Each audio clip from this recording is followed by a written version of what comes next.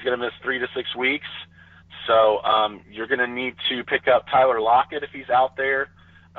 They signed him to a big contract extension. I think he's going to be a big part of that team moving forward. Rashad Penny drafters, they're going to have to wait. They split time last week, him and Chris Carson, but Chris Carson was much better with his touches. And now Pete Carroll has come out and said basically that Carson separated himself with Penny, so Penny won't see 50% next week, and he's going to be, on your bench for a while, unfortunately. I want to go back to the Bills. That's all I want to go back to the Bills. A lot of people took Shady McCoy early in fantasy football. Should they be really worried with how bad that you got a rookie quarterback? The offensive line looks like a mess. Should they worry about even starting him? Yeah. I mean, unfortunately, if you have him, you have to start him. And unfortunately, if you have him, he's not worth much in trade right now. You just have to hope that Josh Allen could come in there and turn that team around, because he's been the focal point of all the teams he's ever been on, but there's been other stuff going on to make him viable. Right now, with him being the only really thing to worry about, even bad defenses will be able to scheme for him. And unfortunately, they're not playing bad defenses. The next 5 games are really brutal for them. So they might have a hard time. I would be really worried if I was a LeSean McCoy owner right now. Absolutely. Yeah.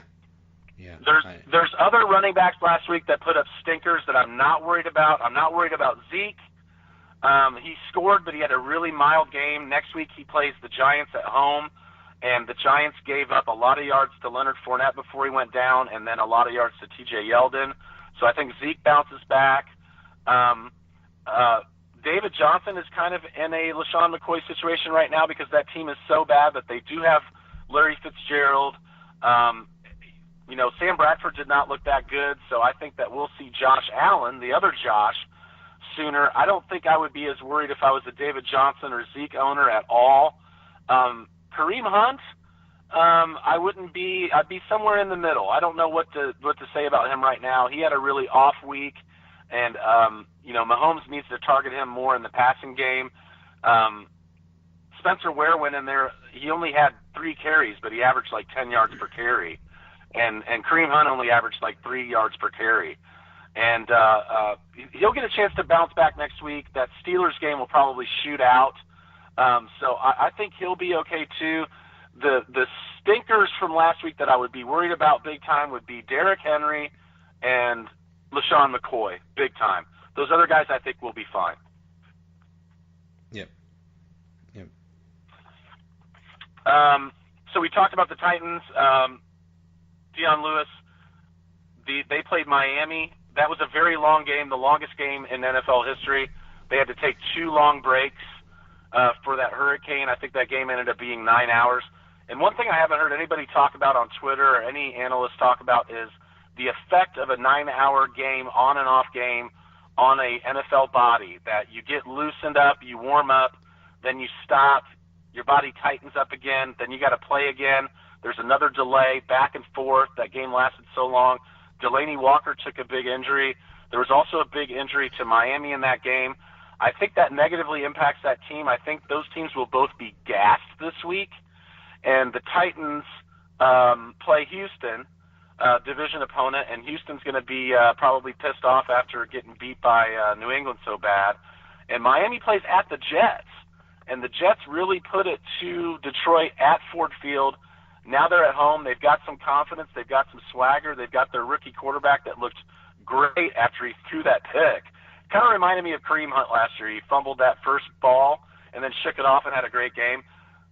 Darnold threw that pick 6 and then went on to be great. Their running backs look great. Quincy and Neenwa look great. Their defense looked great. So I think Miami gets pounded by the Jets. I would play the Jets in DraftKings for a cheap play this week, and I would definitely look to fire up Houston against Tennessee. I think the hurricane hangover is real. I don't know. I think there's got to be something there. The bright spot for Miami was Kenny Stills, and I told everybody to draft him this year without Devontae Parker playing right now and without Landry anymore. He had 4 catches for 106 yards and 2 touchdowns. So Kenny Stills' career without Devontae Parker in the game, he's had fantasy football position finishes of 19, 2, 25, and 8 in 4 games. So if Devontae Parker is out, and he's going to be out again this week, he's a number 2 wide receiver or a top 10 wide receiver. So if you have Kenny Stills, play him or trade for him. If he's on your waiver wire, he might be because he was undrafted. Pick him up. Drake owners are going to be really disappointed this year. Being a Colts fan, I know that Gore will steal carries, and Gore started off that game 4 carries for 49 yards. So 35-year-old Frank Gore can still get 10 yards per carry. I got news for you, Kenyon Drake owners. That's going to be a split decision right now. So that's going to be tough for you. And that team, I think, is going to have a hard time bouncing back after last week. Isn't that amazing? Frank Gore still doing it. My goodness. I watched, went to a couple Colts games last year, and he could still high step. He's still elusive. He's just breaking the mold of what, the community says after a certain age and after a certain amount of touches, you can't do it. But he's gone way past that. And I think this is going to be his last year now. Isn't it funny that he went down to Florida to play one more year? When he retires, he could just stay there and retire in Florida. That's what you're supposed to do when you're from Indiana anyway. We all go down to Florida to retire, so he's definitely got that blueprint down. Oh, yeah. Minnesota and San Francisco was an interesting game. Like I said, I think Kittle is the only play there right now. They've got the Lions at home next week, so they might be able to bounce back. I still don't like their running backs. Goodwin's out. Pierre Garçon didn't have a very good game, so I just like Kittle there. Minnesota has the tough division game, like you said, with Green Bay. Their secondary was horrible last year, but they had a couple huge injuries. And Josh Jackson was actually like the top-graded cornerback, a rookie quarterback last year per Pro Football Focus, but he missed most of the season. And they looked a lot better against the Bears. They held Allen Robinson in check. Taylor Gabriel had a light day. Trey Burton, who is more of a wide receiver anyway, only had 1 catch.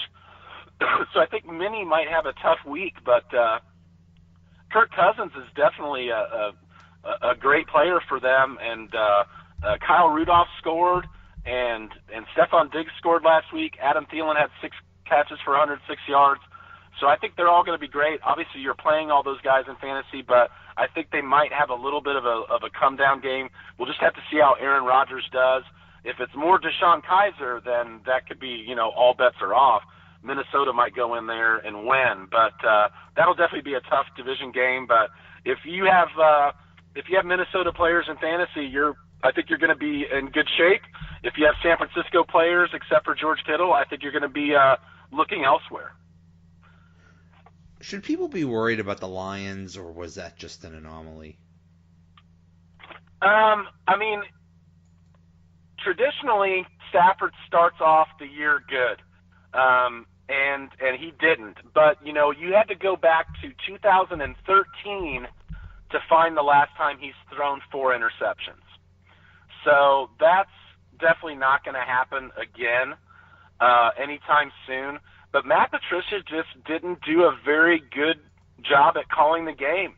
The Lions defenders have come out in social media and said, yeah, we knew what their first read was. So they knew the calls. Shame on him, because they knew that they were going to be going up against the rookie for weeks and weeks and weeks. They've got a home game, week 1, lots of time to game plan. Their game plan just sucked. But I like their wide receiver core. Kenny Golladay did great for fantasy. I told everybody to draft him this year, too. I love him. He had 7 catches for 114 yards. Golden Tate did Golden Tate things. He had 6 catches for 80 yards and a touchdown. Marvin Jones is the one that might regress. He had a couple drops, and if he doesn't get in the end zone, He's not viable. Their running game sputtered. LeGarrette Blount had 4 carries for -3 yards, and he got hurt. And then Kerryon Johnson, who I really liked as a rookie, didn't have much chance to run because they were getting blown out. So I think they'll have a chance to bounce back, but God, they've got to travel all the way to California next week and play at San Francisco to do it. This might not be their bounce back week, but yeah, I think they'll be fine. I'm a Matt Stafford owner. I picked up Alex Smith to play him at home versus the Colts. I'm benching Matt Stafford for right now, absolutely. Yeah, I picked up Matt Stafford in many leagues, so that's a little scary. Yeah, it's real interesting. You know, people keep talking every year. People talk about Galladay, and it looks like finally he might have arrived, and yeah, it might be at the expense of Jones. Yeah, he provides a great gap between two polarizingly different wide receivers, and Marvin Jones and Golden Tate. How they play is so different. He bridges a nice gap there. And if you look at, now I'm not saying the man is Calvin Johnson by any means, but if you match him up to his size, his wingspan, his catch radius, all those player profiler metrics that we were talking about earlier, on paper, the man is Calvin Johnson. So he can have a great, great year, especially if they're playing from behind like they were the other night. Their defense looks bad. So their offense is going to have to keep throwing, and that's good for fantasy. So that's why I wouldn't be worried about them at all. But right now, I'm not starting Matt Stafford next week. No way. And I drafted him in a few leagues too. I thought he was going to be great. I still think he's going to be a great. But right now, there might be some growing pains with Matt Patricia there. New offensive coordinators with teams, sometimes that doesn't work out. You know, that was the Falcons last year with Sarkisian. You know, I think that Matt Nagy right now with the Bears, there's going to be some growing pains. LaFleur in Tennessee, I think is going to be some growing pains. You know, you got to look at some of these teams might take a while to get acclimated to their new scheme. It's a new playbook. Yeah, especially when you have a new quarterback. There were so many new quarterbacks going to new teams this year. It's, to me, I equate it to a brain transplant. There's just so much that could be different, and yeah, or if you have a new offensive coordinator that changes things up. So yeah, that takes a while to adjust to. Yeah, the terminology of the playbook is different. The audibles are different. The schemes, everything it's like learning a new language.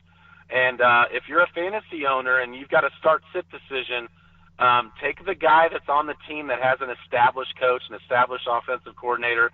He's not new to the team, any of that stuff. I always take that, kind of comfort zone when there's a toss-up play.